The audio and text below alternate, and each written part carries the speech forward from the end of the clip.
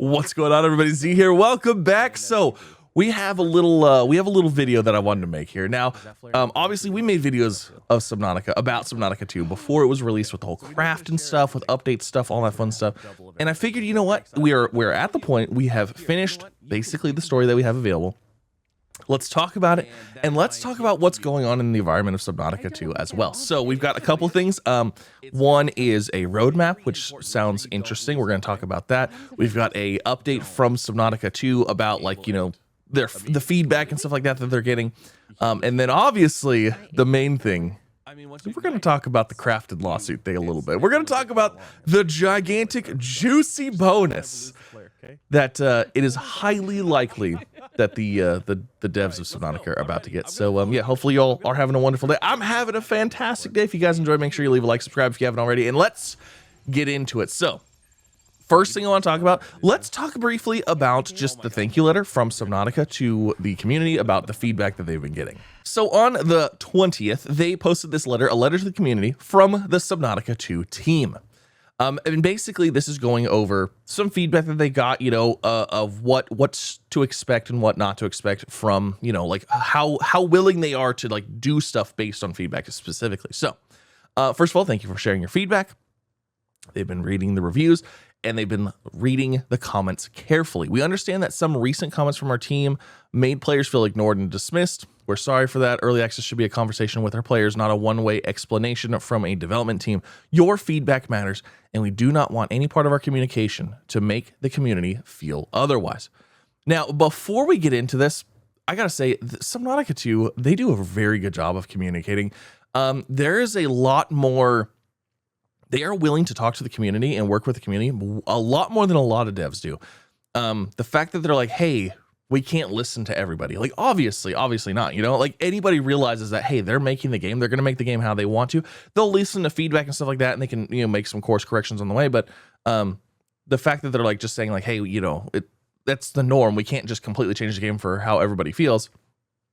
And, you know, we want to make sure people don't feel, you know, dismissed for that is really nice. It's really nice. They're the awesome team here. So there's 3 areas I want to speak about directly. Creature balance. Right now, there's creatures that attack a lot. The aggression on some creatures, sometimes it feels. I noticed the aggression the aggression distance personally feels a little high. Sometimes you start getting closer to a creature, and then like they're way out there, and like the aggro is like they already aggro to you, and they come and start attacking. It's like I wasn't even close to you. What are you doing, man? Or the nibblers, those mango nibblers or whatever. Man, those things are annoying, but they're not annoying to the point where it's like, oh, I want the game changed or whatever, you know? I kind of think a little bit of that is warranted and a little bit of that is needed because like it feels like it's just something that you have to deal with in the game. And especially for the mango nibblers specifically, that's in the starting area. And there's not a whole lot of nasties in the starting area. So having some like little nuanced things in the starting area, I think is good. It makes you like, oh shoot, these stupid little nibblers are gonna be attacking me all the time. But like they don't do enough damage to where, I don't know, I've never like had to worry. I don't feel like I've ever had to worry about the nibblers like taking down my life fast enough where I'm you know, we're gonna die from it. So I think the nibblers are actually kind of fine. They are kind of annoying, but I think it's part of the experience. So they're actively working on creature behavior and player mitigation tools. That's the other part of it. Having a way to deal with some of these creatures. So in Subnautica 1, we had the flare, which nobody used. And then we had the survival knife, which basically everybody used. As soon as anything starts coming at you, you just start hacking and slashing that thing. Well, I've noticed with the survival tool in this game, because it's kind of like a little hatchet thing that has like the little blade that flips out, you know, it seems like it doesn't quite work the same. It does. Specifically, actually, the mango nibblers, if you smack them before they, like right before they attack you, they will swim away. So if you didn't know that, now you do. But it doesn't feel quite the same. So they're going to work on that. They're going to tweak that a little bit. What they're not going to do, and this is the second thing, is a lot of people want the ability to kill the fish, which completely understand. And they even say that, you know, they understand where it's coming from. When avoidance and mitigation tools do not feel effective, it's natural for players to want a more decisive solution. That is something that a lot of people want, and I understand that personally. But being that it is Subnautica, and the area that they're coming from and like the point that they're trying to do here. It's never been a game with weapons and, you know, just going out and killing everything and stuff like that. It's been kind of a you have to live with your surroundings. You are not the apex predator. You are not the top of the food chain on this alien planet. You know, you have to survive and survive in these, you know, other things, even though you can die in this game a lot and be reprinted. So it's actually kind of fun. That adds like a whole nother dimension to the game now. So, because like death is just an inconvenience, you know, but yeah, so Subnautica's never really had that, and nor do I think anybody's expecting them to add that or necessarily the ability to kill them. So actually, hold on, let me take this back a little bit, because in Subnautica you can actually kill stuff with the survival knife. If you knife them enough, they will die. I don't know if you can do that in this one. I actually haven't tried. I haven't tried smacking a mango nibbler enough to see if it actually dies or not. So it would be nice if they would add the same ability from the first game, where like if you hit them with the knife enough, maybe they would die. You know what I mean? Like the smaller things. Obviously, well, actually, I think there's videos of people knifing leviathans enough too. Anyways, you know what I mean? So I don't know. It's their game. They can do what they want. I wasn't really expecting it, but it's kind of cool. I'm not gonna lie. I really like the resonance, the resonance tool, because it's a lot of fun to shoot things with it. Like I kind of wish it did a little bit more damage. It was a mitigation thing for more things. So, let me see. Third, we want to be clear about how we view early access. Early access is not only about collecting bug reports. It's a collaboration with the community.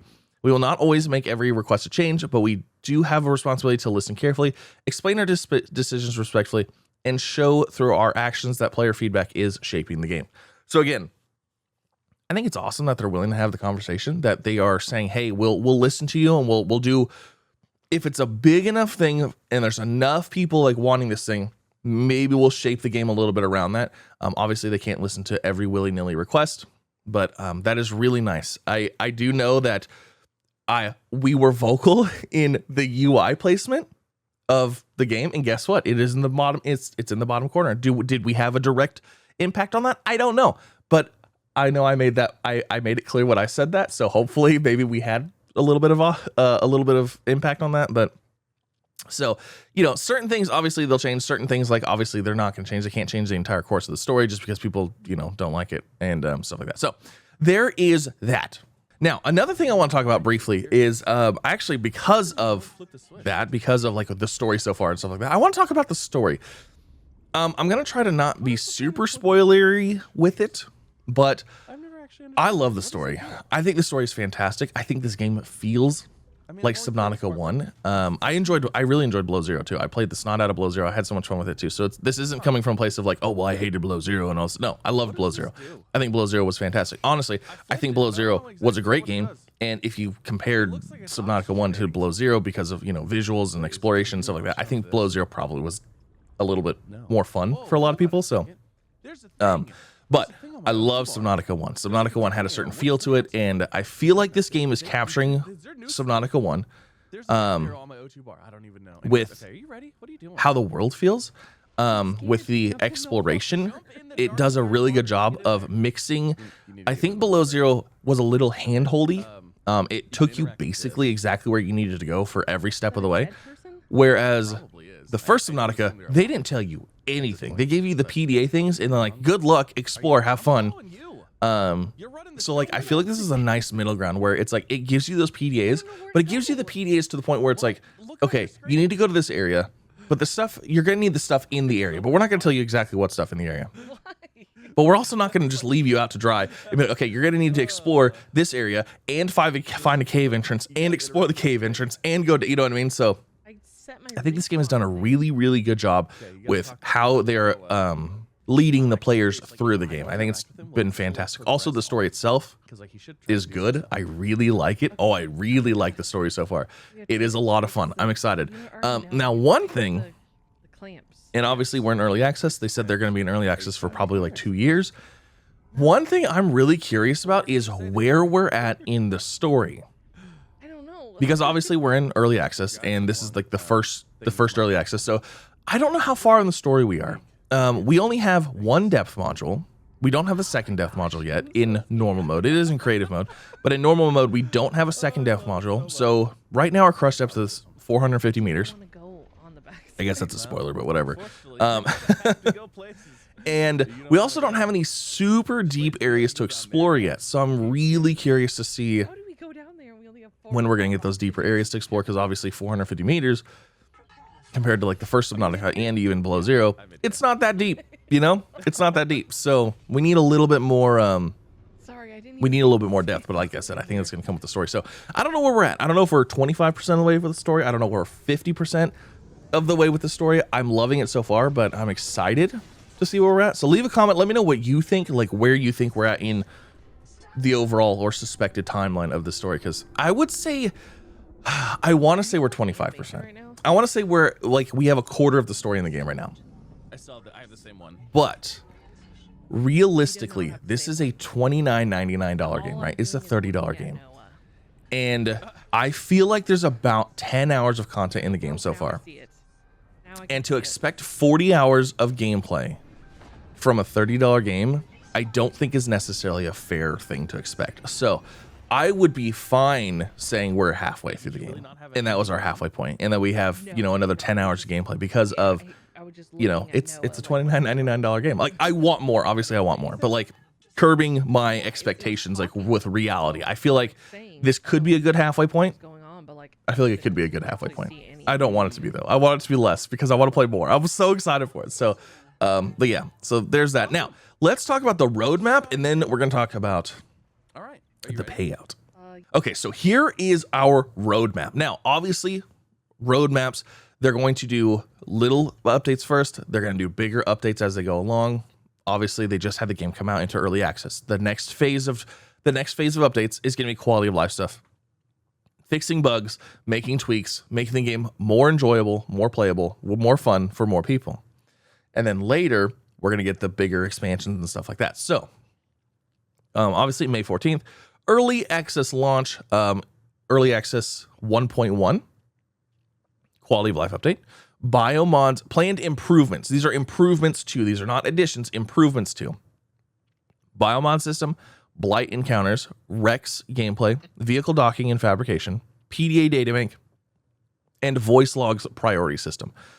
So, personally, biomods, I think the biomod system is pretty solid. I like it. It's fun. I don't know what they're going to improve on it, but I'm excited for it. Blight encounters. The blight encounters are cool. I like when you go to an area and it's like all blighted and, you know, you have to deal with the stuff. But I think making those encounters a little bit different from each other could be a good thing. Now, again, I don't know if that's going to be quality of life stuff or that's going to be, you know, major expansion stuff, because the first blight encounter we come up to feels very much like the second one. But the second one does have, you know, obviously there's some creatures in there. There's some enemies in there. It's not as easy. So yeah, I'm curious to see what'll come out of that. Rex gameplay. This one I'm definitely interested in what they're going to do with that. Rex, I mean, like, I don't know what you can improve on them. The Rex are there. There are rooms. You go in them, you explore them, stuff like that. I know we don't have a laser cutter yet. I don't know if we're going to get a laser cutter, but we don't have a laser cutter, right? No, we don't. Okay, I had to think. I'm like, I don't think we have a laser. We don't have a laser cutter. So that'll be interesting. I wonder if we're going to see a laser cutter in the future. Vehicle docking and fabrication. The vehicle docking, obviously, there's some quality of life stuff that needs there. So one of the things in one of my videos, we tried. So I had the tadpole and we had the hull chassis, right? Well, I tried to enter the hull chassis while in the tadpole, while too close to my moon pool, and it tried to grab me and it put me in this violent shake that just stuck there. So I'm pretty sure I already mentioned that, and I think they already said that there's like a fix for that already. So vehicle docking stuff, making sure that your moon pool can hold the vehicle that it's trying to grab. Those kind of things. I'm sure that's quality of life stuff right there. PDA databank. I definitely would love to see some quality of life stuff on this, along with the voice logs priority system. It is, so personally, when you are out exploring and you're listening to a voice log and it plays and you're like, oh wait, what did they say? And then you could try to go back and find it. Oh my God.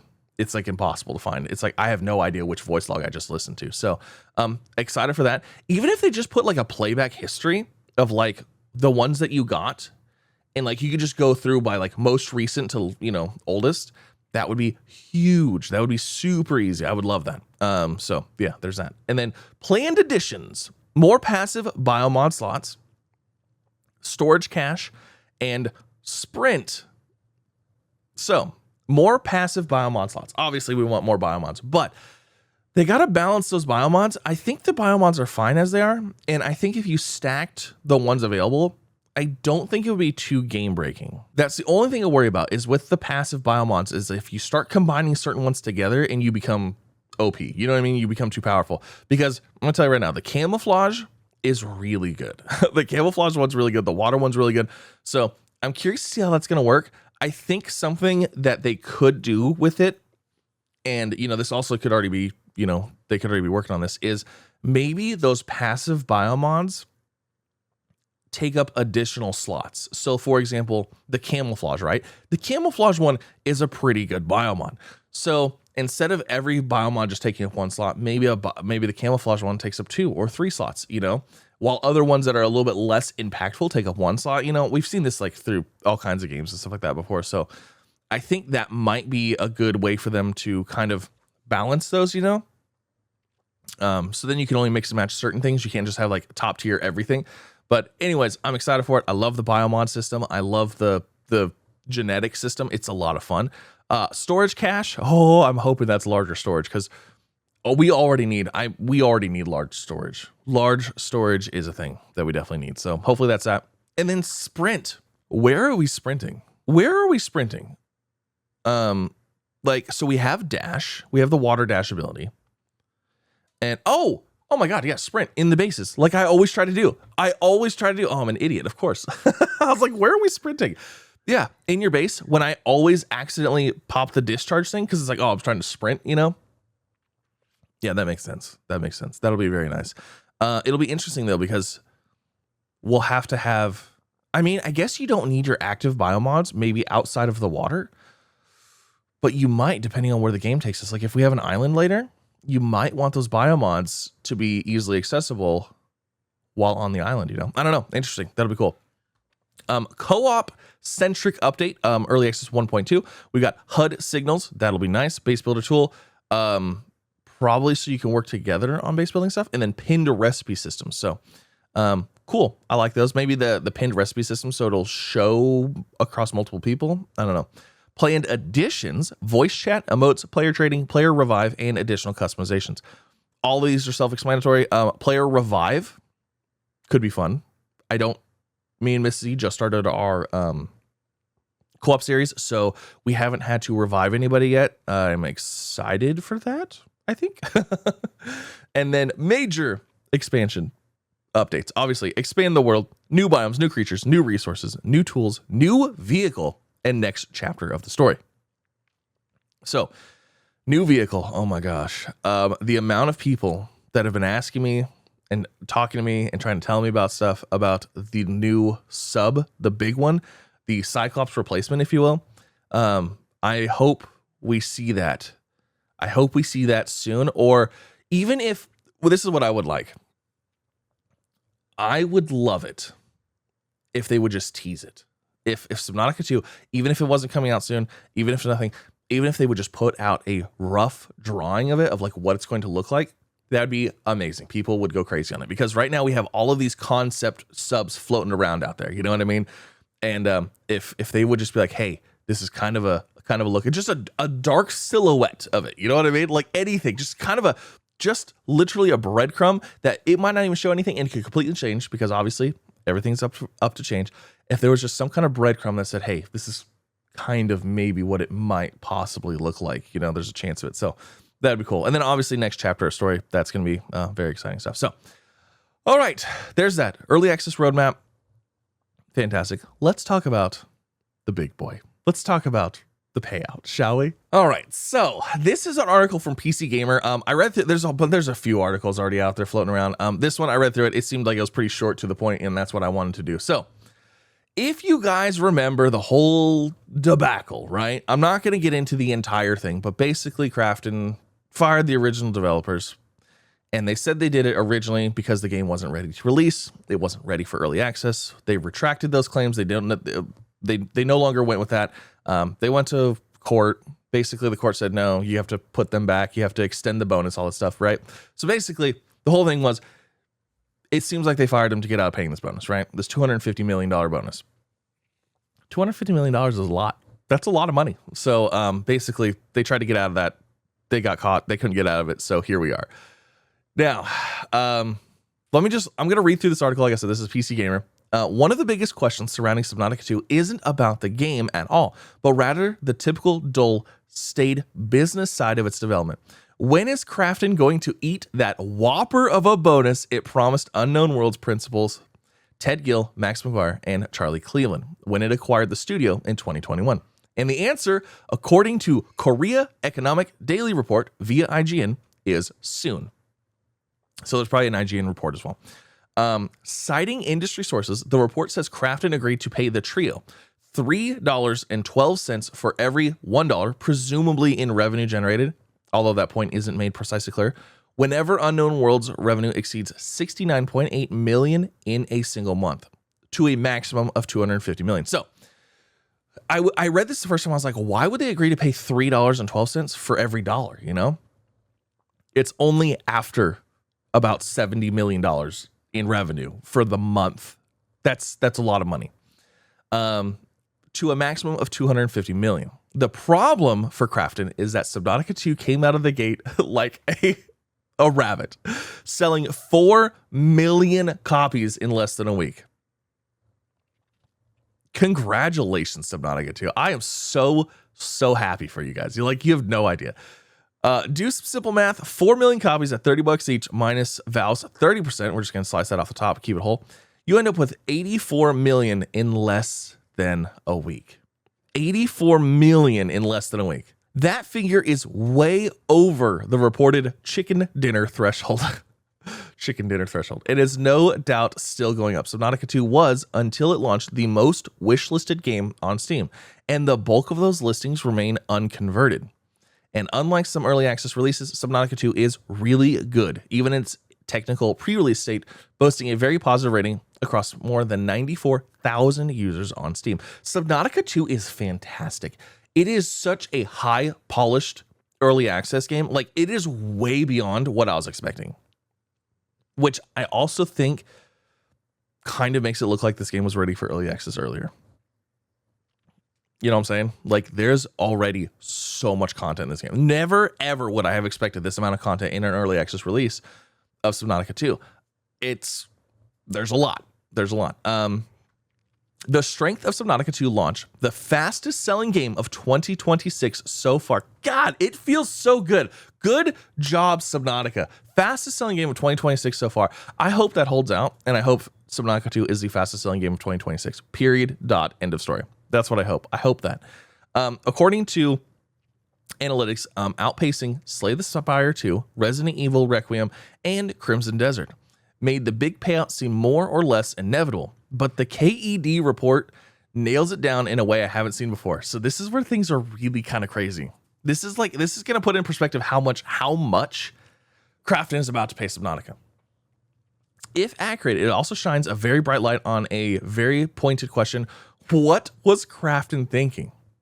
So, if you recall that getting out of this deal, in the opinion of the courts, the real reason for Krafton's very sudden and unexpected removal of Gill, McGuire, and Cleveland in 2025. They wanted to get out of the deal.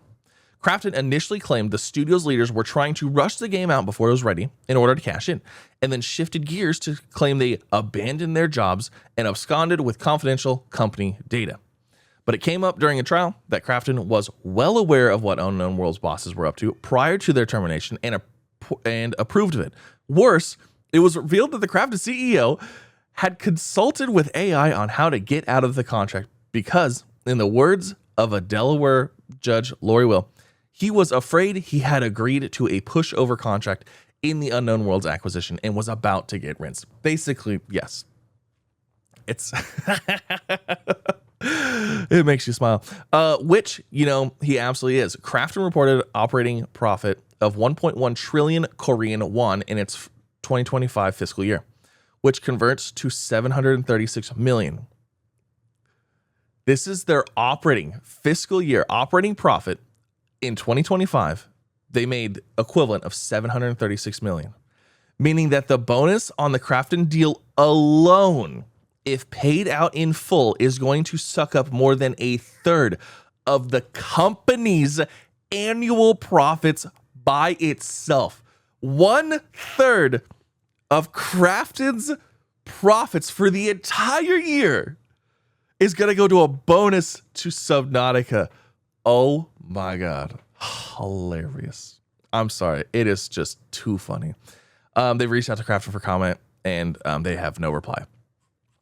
This right here is what I think is just, it's just hilarious. Not only did they tried to get out of it, right? They obviously tried to get out of it to obviously not pay the thing, to pay the bonus. And the judge was like, yeah, nope, sorry, that's not going to work. So they had to reinstate it, and they had to extend the bonus period. A third of Krafton, the entire Krafton company, not just a third of Krafton's reported profits for the entire year are likely to go to Subnautica. Now I know this is 2025 fiscal year, so obviously this year is gonna be a little bit different, and obviously with Subnautica selling, they're gonna have more revenue and stuff like that. But the fact that if this was last year, a third of all of their profits are gonna go to this one thing, no wonder they were trying to get out of it. That's insane. Oh my gosh. So now what'll be interesting, I'm sure we will see some articles come out when this actually gets paid, because that is what I'm curious to see. I'm actually curious to see once they get paid, once the checks hit the banks and they actually get the money, what happens then? Are we going to see something? Are we going to see anything? I don't know that we will. I honestly think Krafton at this point, they're going to keep their mouths shut. They're not going to do anything. I think they realized that with the whole thing that they did, every time they talked, they made the situation worse. So I think they got to the point where it's like, hey, we need to be quiet. We need to not say anything. We're going to pay this and we're just going to move on from it, pretend it never happened. So I think it's hilarious.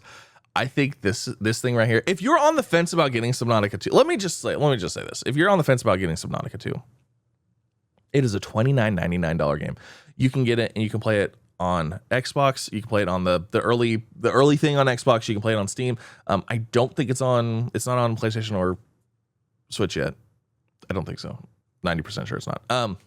Maybe it is. I don't even know. I only play on Steam. I only ever play on Steam. So that's why I don't typically know. $29.99. Go out there, pick up Subnautica. Let's make it the best-selling game of 2026. Obviously, it says that this article says that they've already surpassed the amount needed to get the 250 million. But you know what? Do your part. Let's help out. Let's help these devs get that. Let's help make sure they secure it. I'm just I don't know. It's just something feels good about the big, nasty, bad wolf paying up, ponying up the money. But to be fair, it was agreed upon. It was absolutely agreed upon. So you can't feel too bad for him or at all. But yeah, so leave a comment. Let me know what you guys think. What do you think of Krafton paying a third of its profits to Subnautica? I think it's funny. And yeah, I don't know. We'll see. But anyways, that's going to be it. I just want to make a video, kind of talk about some of this stuff. Specifically this. I saw this and I was like, this is hilarious. We got to talk about this. This is fantastic. I love Subnautica. I'm super excited that it's doing well. We have, like I said, me and Mrs. E started playing a co-op playthrough. There's also going to be a, I'm going to throw together a supercut of basically my entire playlist so far. So there's going to be one super long video because some people like just one video to leave on and watch, so that's going to be coming up. So if you guys are curious, if not, it's literally the same episodes. It's going to be cut together in one giant mega episode for the story so far, if you will. But yeah, thanks again for coming out. Have a wonderful day. I'll see you guys in the next one. Goodbye, everybody.